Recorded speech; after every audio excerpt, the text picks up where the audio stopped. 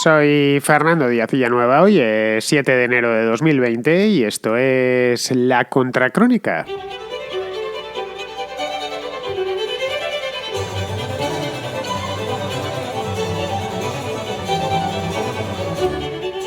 El debate de investidura de este sábado fue de esos que pasan a la historia, pero a la historia que apetecería olvidar. Hubo un poco de todo lo malo, quiero decir. Hubo insultos, reproches cruzados y luego la sesión parlamentaria alcanzó su cenit cuando toda la bancada del Partido Socialista aplaudió ruidosamente y con gran estruendo la intervención de la representante de Bildu, un partido que, por razones fáciles de entender y que no pienso detenerme ahora a explicar, no cae simpático a casi nadie y que tampoco debería caer simpático a los diputados del Partido Socialista. Sánchez, sabedor de su debilidad y de que ha tenido que hacer auténticos malabarismos en el alambre para ser investido, pasó a la ofensiva arremetiendo contra el Partido Popular. Pablo Iglesias, por su parte, ya con un pie en el gobierno y además se encarga de hacerlo ver, fue un paso más allá y se alineó con los independentistas catalanes, al tiempo que endurecía bastante su discurso. Un discurso más propio del Podemos de los orígenes, de hace ya pues esos 6 años de cuando Podemos nació, allá por el año 2014, que del Podemos de los últimos tiempos, el Podemos del año pasado o del año anterior.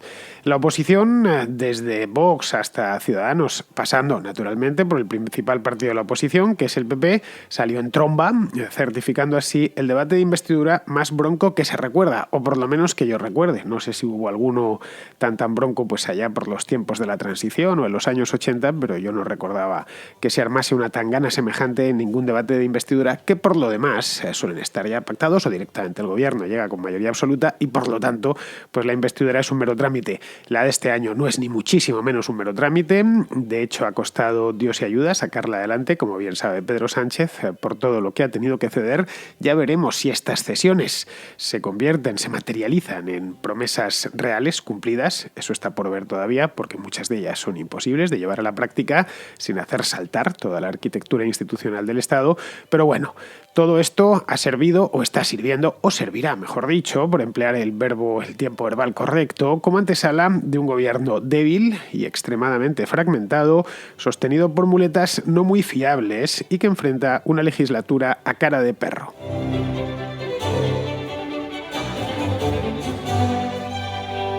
El pasado viernes se preveía espectáculo y naturalmente lo hubo. Digo que se preveía porque era obvio. El tema de la investidura de este año ha sido una digestión lenta y más que lenta, polémica. Más que digestión podríamos decir que ha sido indigestión. Indigestión en todos los ámbitos y especialmente en el ámbito gubernamental, que ha tenido que comerse un pastel que estaba más que caducado y que todavía no le ha hecho efecto, pero es muy probable que le haga efecto a no mucho tardar. Una cuestión de muy poquitos meses porque tendrá que presentar de una manera u otra los presupuestos generales del Estado. No olvidemos que hemos entrado ya en el año 2020 y seguimos con los presupuestos que había hecho el Partido Popular, que había hecho Cristóbal Montoro para el año 2018. A veces se nos olvida. De hecho, esos presupuestos fueron aprobados un poquito antes de que el Pedro Sánchez llegase a la Moncloa a través de una moción de censura a finales de mayo, principios de junio del año 2018. Es decir, hace ya pues más de año y medio. Bien, el espectáculo que hubo en las Cortes, supongo que los que estáis escuchando este programa ya a día de hoy, 7 de enero, estamos a martes, además la Contracrónica la escucha gente que ya está informada, supongo que habréis visto, si no el debate en su totalidad, no es para castigarse tanto antes de Reyes, pero sí al menos los highlights, que se dice en inglés, las partes más interesantes. En las redes sociales se encargaron unas almas benditas en recortar los momentos principales, los momentos estelares de la sesión y pudimos verlo. Yo aún así, yo con todas, me encargué de ver, no entero porque fue bastante largo, pero sí tramos de muchos minutos para hacerme una idea general de cómo había ido y por dónde respiraba cada uno de ellos. Más o menos he tratado de resumirlo mucho en la introducción, pero la cosa fue de eso. Bien, ante esta sesión de investidura cabían 2 opciones y no muchas más. De hecho, cabían solo 2. La primera era que Sánchez se presentase como un candidato moderado. Era una posibilidad, un candidato moderado al que por necesidades del guión, en este caso el guión de que quiere gobernar y no le daban no tenía ninguna mayoría fácil, pues terminase pactando con una serie de partidos en principio indeseables, pero que no le quedaba más remedio. Es decir, un candidato que estuviese instalado, que se dice ahora, en la moderación, pero que le terminasen convirtiendo en presidente del gobierno la izquierda radical y los independentistas, tanto los independentistas catalanes, que son los que están ahora mismo más echados al monte, como los independentistas vascos. Yo personalmente apostaba por algo así. No es por nada, no es engaño. Yo pensaba que iba a salir mucho más conciliador, al menos en sus intervenciones. Los debates en el Congreso de los Diputados no son como en la Cámara de los Comunes, en el Reino Unido. Son bastante más aburridos. La Cámara de los Comunes tiene una vida parlamentaria muy especial, por eso nos gustan tanto los debates de la Cámara de los Comunes. Gritan, entran y salen continuamente, los discursos suelen ser vibrantes, por lo general no así en el Congreso de los Diputados, donde la cosa está mucho más empaquetada y es más de cartón piedra. Pero bueno, pensaba que iba a ser algo de esto. Aprovechando que es el que era el candidato, pues soltar su rollo, nunca mejor dicho, ponerse conciliador y moderadito para que eso lo extrajesen los periódicos, especialmente los periódicos y las televisiones afines, y lo diesen en los telediarios. Estábamos en aquel momento todavía en plenas Navidades y mucha gente, pues la mayor parte, de hecho, no está en esas cosas. Un día o 2 días antes de Reyes, que en España es una fiesta, pues de las festividades más importantes del año. Entonces, con un minuto y medio del discurso del presidente del gobierno, del candidato presidente del gobierno, le bastaba. A fin de cuentas, aquí hay otro tema, y es que el votante del Partido Socialista pudo haber votado a Podemos en las últimas elecciones, las del 10 de noviembre, no lo olvidemos, pero no lo hizo, y no lo hizo porque cree que Sánchez representa cierta moderación. Votar es gratis, lo mismo cuesta votar a un partido que al otro, a nadie le cobran por ir y depositar la papeleta, y además de gratis es secreto, es decir, que si no quieres confesar a quién has votado, no tienes por qué hacerlo. Uno llega, se encierra en la cabina, mete su papeleta en el sobre y después la deposita tranquilamente en la urna junto con su DNI. Bueno, el DNI no lo deposita en la urna, se lo muestra el presidente de la mesa.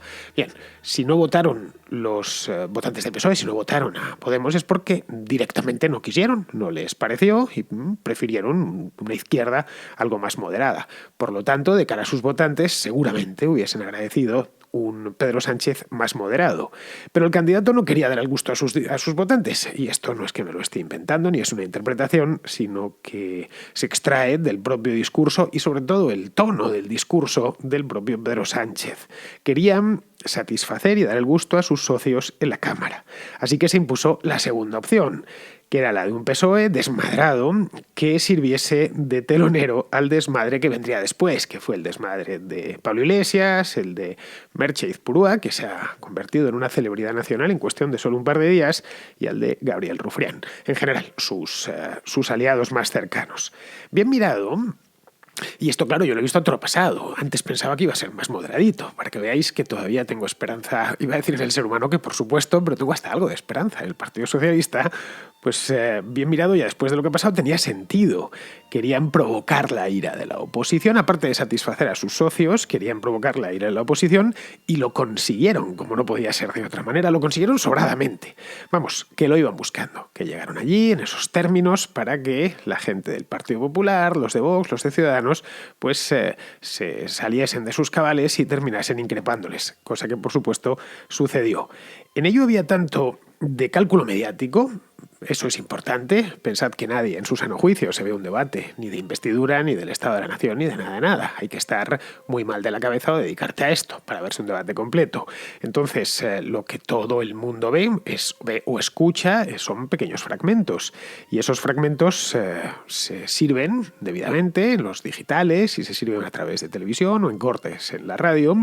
Y es en lo que ha quedado al final del debate. Si ves una oposición bronca, pues se sabe seleccionar esas intervenciones y colocar. Luego, en los programas de televisión, pues también se meten esas intervenciones para que se vea cómo la oposición estaba ya en las últimas, desmadrada completamente, sin creer en la democracia. En fin, un periodista manipulador sabe perfectamente, que lo sepa hacer bien, quiero decir, sabe perfectamente cómo transmitir una idea, aunque luego la idea esa que quiera transmitir no se corresponde en absoluto con la realidad. En ello había, como digo, tanto el cálculo mediático, es decir, La Sexta, como bien sabemos, hace virguerías con estas cosas como un cálculo político, ojo, y este era importante. Sánchez no saldría investido si Esquerra Republicana de Cataluña no se abstenía. Punto, no había más. Es decir, la historia era tan simple como esa. Y había que echarles algo de alfalfa. Había que regalarles los oídos para que los de Esquerra Republicana puedan justificar en Cataluña que ellos también tienen lo suyo, que van a aceptar un pliego de condiciones, lo que salió de aquella mesa de negociación que han sostenido durante un mes, algo inferior al esperado. No olvidemos que tanto Esquerra como Junts per Catalunya a sus seguidores y a sus votantes les están vendiendo una independencia, si no inmediata, sí más o menos inmediata. Algo que, como dicen, está a tocar, ¿no? Pues algo que pueden tocar casi con los... Algo que van a ver todos ellos, por muy mayores que sean, que van a ver con sus propios ojos. Por lo tanto, si se avenían a una negociación semejante en el odiadísimo Madrid, con el odiadísimo gobierno central, pues tenía que ser a cambio de mucho, a cambio pues no menos, desde luego, que un referéndum inmediato que se celebrase antes de que llegue el verano. Y no les han prometido nada de eso. Es decir, Sánchez les ha prometido muchas cosas. Les ha prometido, por ejemplo, la amnistía de los políticos presos presos porque están condenados en firme por el Tribunal Supremo. Ojo, esta amnistía se daba ya por hecha, tampoco nos vamos a escandalizar. Y luego les ha prometido una mesa de negociación de la que podría salir, y aquí es importante el tiempo verbal, podría salir o podría no salir un referéndum. Ya está, un referéndum que no se conoce, desde luego, qué naturaleza de referéndum. Podría ser un referéndum como el que se celebra en una comunidad de vecinos para ver si se cambia el ascensor o no se cambia el ascensor, o podría ser un referéndum como el que pretenden los de Esquerra Republicana. El primero, es decir, un referéndum en las sedes de Esquerra Republicana, pues no tendría ningún tipo de consecuencias. Perfecto, pues hagan ustedes un referéndum y después, pues ya si eso lo vemos. El segundo, obviamente, sería completamente ilegal. Más no podía prometerles.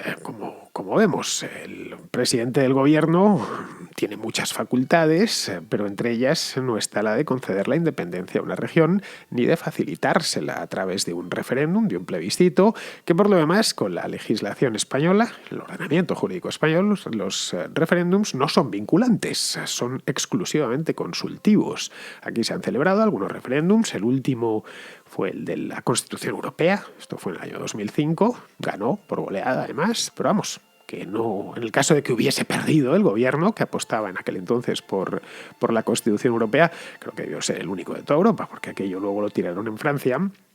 En el caso de que no hubiese salido que no hubiese pasado nada, hubiera seguido a lo suyo. O aquel referéndum para permanecer en la OTAN del año 1985. Exactamente la misma historia. Pero bueno, ellos quieren un referéndum que sea vinculante. Es decir, que si sale que sí, aunque sea solo por un voto más, automáticamente eso se ponga en marcha. Está bien, pero es que ese referéndum lo impide la Constitución. Si hubiese interpretado el papel de moderado, tal y como yo esperaba, no sé, haciéndole loas a la Constitución, es decir, hubiese salido la tribuna de oradores, hubiese dicho, bueno, se hablan politiqués, estamos todos nosotros encantados de servir a la Constitución y de utilizarlo como guía de la convivencia, pues todas estas cosas, eso mismo en Esquerra Republicana, le hubiese parecido mal. Vamos, que le hubieran torcido el gesto. Y lo mismo, pues, no se abstenían.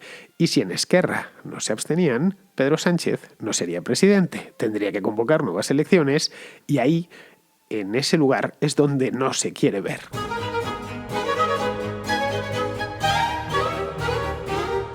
Como vemos, este hombre se dedica esencialmente a salvar el día y pensar, entre tanto, en cómo salva el siguiente. No hay más. Creo que no os descubro absolutamente nada nuevo si os digo esto. Es decir, que una vez esté investido, una vez ya sea presidente, sí, ahora mismo lo es, pero es en funciones y por lo tanto pues tiene sus poderes recortados. Pero una vez ya sea presidente completo, presidente del gobierno completo, pues ya irá viendo cómo resuelve, sin jugarse el puesto, por supuesto, cómo resuelve, cómo va superando las distintas pruebas, como las pruebas de Hércules, pues las mismas como las va sorteando con ingenio, con algo de suerte, con maniobras políticas, etc.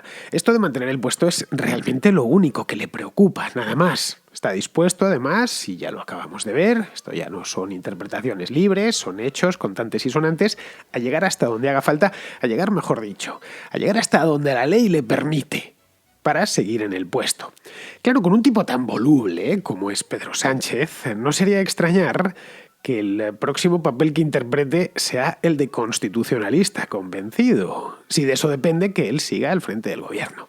Ayer, día 6 de enero, Día de Reyes, tuvo lugar, como todos los años, la Pascua Militar. Está Pedro Sánchez, por supuesto, y la Pascua Militar la preside naturalmente el rey. Bien, Margarita Robles, la ministra de Defensa, hizo un discurso hiperconstitucionalista. Vamos, parecía brotado de los labios de Inés Arrimadas o de Pablo Casado. Es sorprendente cómo defienden una cosa y defienden la contraria. Digo, en este caso Margarita Robles, pero evidentemente es una ministra del gobierno puesta ahí directamente por el propio Sánchez y por lo tanto que comparte en todo, por lo menos en alineamiento político, lo que Pedro Sánchez dice.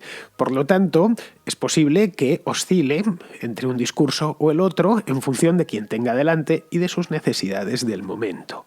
Pero claro, esta vez quizá ha ido demasiado lejos. Me temo que Sánchez y sus asesores, que los tiene además unos cuantos, subestiman a Podemos. Es lo que yo me temo. Ahora sí que entramos ya más en el terreno de la especulación, pero me temo que está siendo así. A diferencia de él, Iglesias tiene muy claro lo que quiere hacer con el poder. Él no es estar por estar. Evidentemente le gusta estar, solo faltaba, es político, a fin de cuentas, pero tiene claro para qué sirve el poder. Tiene una idea instrumental del poder. El poder es un instrumento que me sirve para hacer esto, punto. Y no hay más. El poder por el poder, es decir, estar yo aquí metido en un despacho, pisando una mullidísima alfombra que en su momento pasó por aquí Narváez en tiempos de Isabel II, no me satisface del todo. Está bien, sin ninguna duda, y tener un coche oficial y acceso a todos los caramelos que ofrece estar en el gobierno, pero no es lo fundamental. Cosa que sí parece que es lo fundamental para Pedro Sánchez.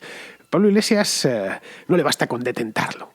Antes de llegar a la vicepresidencia social, que parece ser que le ha concedido Pedro Sánchez, Iglesias ha tenido tiempo de planificar con calma, con bastante calma. Son 6 años ya los que va a cumplir Podemos ahora, dentro de unos días, los pasos a seguir cuando llegasen al poder, cuando asaltasen los cielos y sobre todo el destino al que quiere llegar. Es cierto que este asalto a los cielos no ha sido tal y como él había planeado hace 6 años, pero bueno, al final hay que ir modificando sobre la marcha la planificación y ha conseguido llegar un tanto de rebote, debilitado electoralmente. Es más, perdió 500.000 de votos en las últimas elecciones, pero bueno, ahí está, de vicepresidente y sabe lo que quiere hacer con esa vicepresidencia. Como en el PSOE no son del todo tontos, ni acaban de llegar a esto, ni muchísimo menos, lo que han hecho es dejar a Podemos los llamados ministerios sociales. Son trabajo, lo va a llevar Yolanda Díaz, que es una dirigente de Podemos, pero proviene de Galicia. Luego universidades, que es una nueva cartera inventada, extraída obviamente de la de Ciencia y Tecnología, que se lo van a dar a Manuel Castells. Ojo, se lo van a dar, y voy a ponerlo todo un poco entre comillas en el aire, porque todavía no se ha producido el nombramiento, pero bueno, eso parece indicar, por todo lo que se ha publicado. Luego Alberto Arzón, que es de Podemos de Izquierda Unida, pues le van a dar también una cartera de nueva creación llamada Consumo, y por último a Irene Montero la cartera de Igualdad. Trabajo e Igualdad ya existían, pero no así el de Universidades y Consumo. Y luego bajo el paraguas, todo esto va a estar bajo el paraguas del propio Iglesias, que se queda con una vicepresidencia de Asuntos Sociales que, si la memoria no me falla, creo que nunca antes ha existido. Ha habido vicepresidencia política, vicepresidencia económica, pero nunca ha existido nada similar a una vicepresidencia de Asuntos Sociales. Todo, como vemos, son carteras de segunda línea, algunas sin competencias reales y efectivas, como la de Alberto Arzón, que será un ministro de Consumo y tendrán que meterle algo que hacer, porque realmente esto del todo lo relativo al consumo está transferido a las comunidades autónomas desde hace un montón de años. Si estás en la Comunidad de Madrid, pues tienes una Dirección General de Consumo, y lo mismo sucede si estás en Castilla y León, o en Cataluña, o en Galicia, donde sea. Es algo que se transfirió además hace muchísimo tiempo. Yo lo recuerdo, cualquier tema que había relacionado, si querías poner una denuncia porque te habían engañado con un producto, lo que fuese, ya estaba todo gestionado por la comunidad autónoma. Así que o recentralizan, cosa que dudo bastante, o sería magnífico ver cómo pide Alberto Arzón una recentralización de competencias del Estado. Aquí pondrían un brete a los de Vox, que piden precisamente eso, una recentralización, aunque no sé yo si las de consumo. Creo que están pidiendo más las relativas a educación. Pero bueno, ahí en el caso de Garzón se va a quedar, le van a dar lo de las casas de apuestas que se han puesto tan de moda ahora, estas salas de juego modernas que están abriendo por todas las ciudades y poco más. Lo de las universidades, pues 3/4 partes de lo mismo, entrará en conflicto seguramente con el Ministerio de Educación, pero bueno, esto de cualquier manera, sean carteras de segunda, de tercera o de regional preferente, el hecho es que van a estar en el Consejo de Ministros y por lo tanto augura choques continuos, porque unos pedirán y los otros se negarán a dar. Ten en cuenta que hay carteras de gasto, de mucho gasto, pero la llave de paso, la llave del dinero, no la tienen en Podemos, la tienen en el Partido Socialista. Y en un escenario como el que se presenta, pues no va a haber excesivo dinero y querrán gastar unos y no los otros, aunque solo sea para consolidar sus propias clientelas. Así que con esto ya se van a ver, y cuestiones ideológicas también, no nos engañemos. Es decir, no es lo mismo, qué sé yo, Nadia Calviño que Alberto Garzón. Desde el punto de vista ideológico estoy hablando, no sé si luego personalmente se llevan bien o mal, pero que van a tener roces. Así que esto será motivo de enfrentamientos en lo más alto. La mayor parte de ellos no nos enteraremos porque las reuniones del Consejo de Ministros son a puerta cerrada y, por supuesto, sus deliberaciones secretas. Pero bueno, esto de los Consejos de Ministros, esto del Consejo de Ministros lo que nos da una idea es que probablemente se formen 2 Consejos de Ministros paralelos, informales, con 2 jefes, cada uno con su respectiva clientela ministerial y de secretarios de Estado y de directores generales. Son, por lo tanto, previsibles las purgas dentro de los ministerios y que se creen pues todas estas clientelas de nuevo cuño. Siempre llegan, evidentemente, con cada cambio de gobierno, pero claro, en este caso no viene un solo partido. Ojo, es la primera vez que en España hay un gobierno de coalición. Esto ya se ha dicho de antemano porque nunca se había ensayado una fórmula semejante. El Estado, a fin de cuentas, puede dar de comer a mucha gente. ¿Qué hará esa gente? Todo lo que esté en su mano para mantener sus prebendas. Vienen además tiempos de ajustes presupuestarios, no sé si muy serios, pero sí desde luego serios. La recesión está llamando ya a la puerta. Antes de Navidad, el día 20 o el 21, el Banco de España rebajó su previsión de crecimiento para el año 2020, para el año presente, de un 2% a un 1,7%.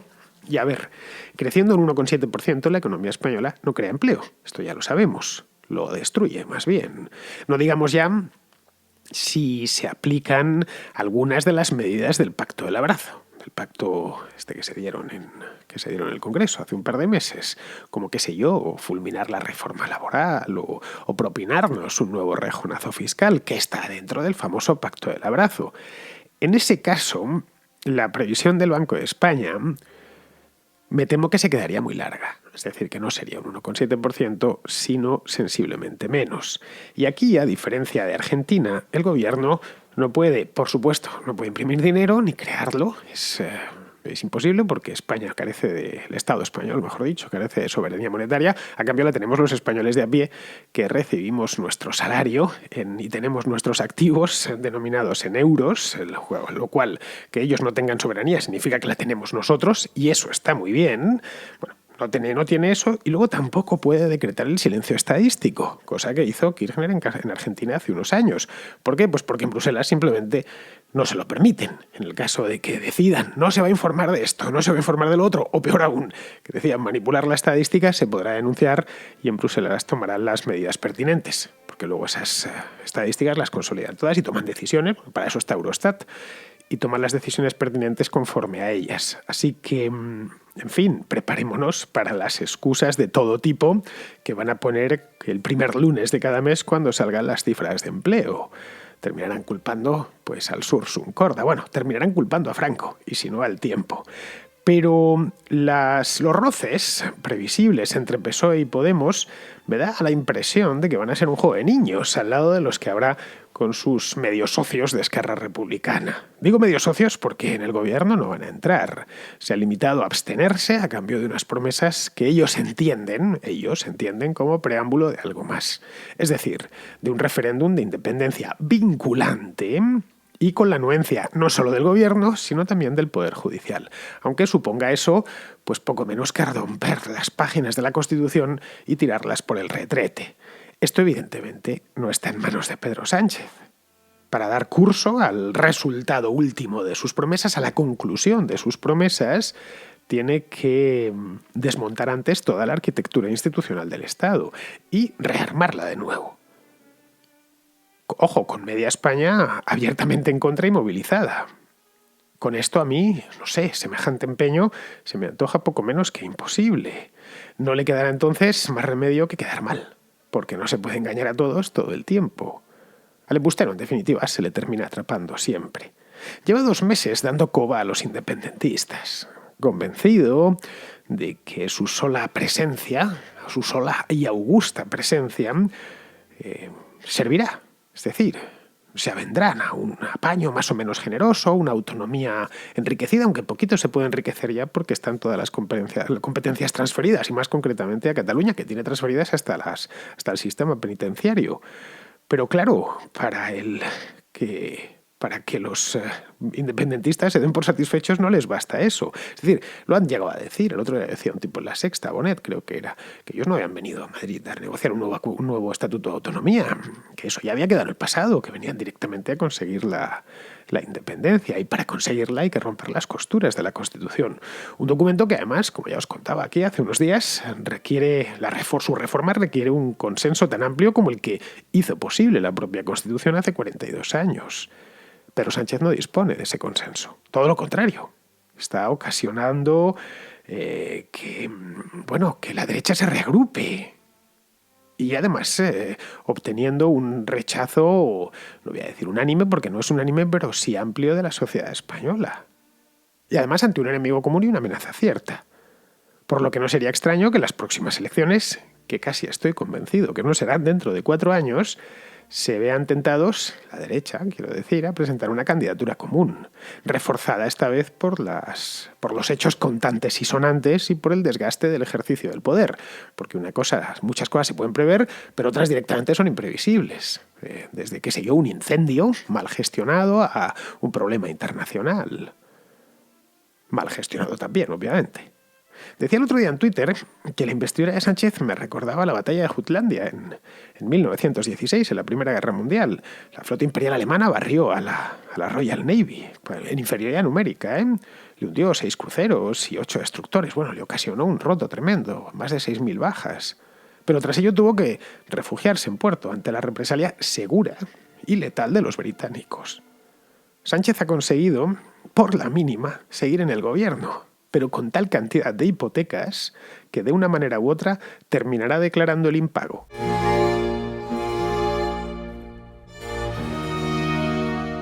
Vamos con la contrarréplica, empezamos con Israel, de Vigo, que tiene un comentario sobre el tema este de Afganistán que trataba aquí el otro día. Quería dar mi opinión sobre el tema de Afganistán, y es que tu análisis es completamente correcto, es decir, la guerra no se puede ganar. Pero claro, eso tiene una consecuencia que creo que no has comentado, y es que el pueblo afgano, se queda en manos de los talibanes, porque si se retiran los occidentales, el gobierno de Afganistán, que es inepto y que es corrupto, bueno, pues caerá caerá en cuestión de meses y no de semanas.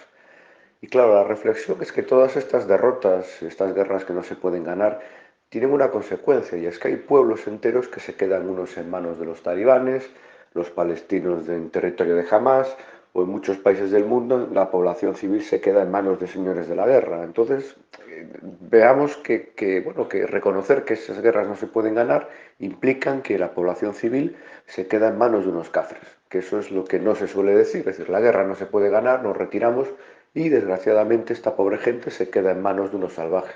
Pues Israel, efectivamente es así. Sin el apoyo de Occidente, los talibanes pueden hacerse de nuevo con el país.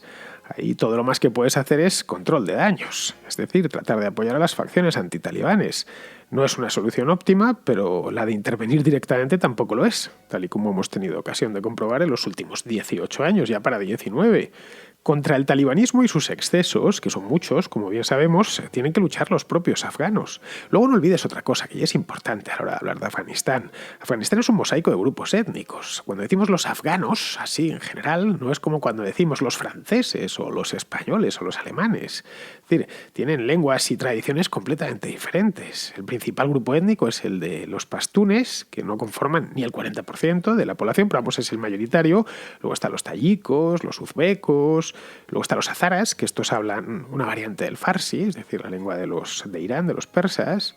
El Estado afgano, de hecho, es muy joven, es de los años 20 del siglo pasado, cuando se configuró como un reino después de muchos años con esas tribus luchando contra las incursiones rusas y británicas, que habían trazado los británicos la línea Durand, que separaba a Afganistán de sus dominios en la India. Sin esas mismas tribus, los que tienen que... Vamos, que sin esas tribus Afganistán nunca se hubiera podido constituir como tal. Y son ellas las que tienen que luchar contra los propios talibanes, es decir, tienen que resolver sus problemas. Y oye, quizá Afganistán como Estado no sobreviva, porque solemos identificar a los afganos con los pastunes, pero es que hay muchos más pastunes en Pakistán que en Afganistán, más del doble. Y aún así, los pastunes tampoco son una unidad en sí misma, ni se tienen como tal. Se organizan mediante tribus, que a su vez están confederadas en grupos mayores. En fin, como te he dicho que es un mosaico, es que es un mosaico completo.